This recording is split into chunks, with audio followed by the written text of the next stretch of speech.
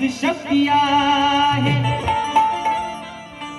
मग तुला प्रसन्न करण्याची गणराया अरे या भक्त जनांकडे चांगलीच युक्ती आहे. सदैव मुखात तुझे नाव घेणे अरे सदैव मुखात तुझेच नाव घेणे हीच गणराया खरी भक्ती आहे. आणि तुझ्याच चरणावर हे गणराया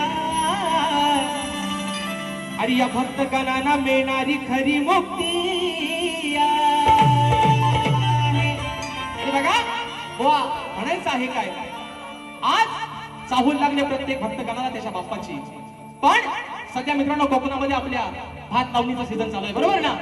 तो शेतकरी अगदी आनंदाने भरून आपल्या बाप्पाला सांगतोय बाप्पा अरे तुझं आगमन तर निश्चितच होणार आहे.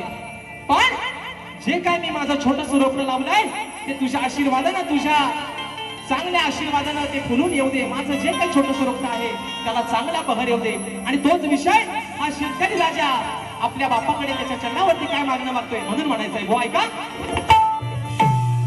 की या धरणीवर शेतकरी अहो धान पिकाचे कष्ट करी.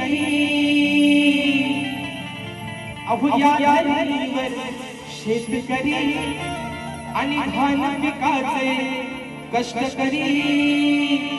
मग मुखी घेऊन तुझे काम कराया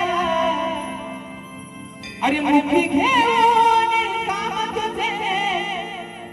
कराया कृपेची धरछाया हे बाबा तू गणराया अरे कृपेची धरछाया बाबा तू गणराया.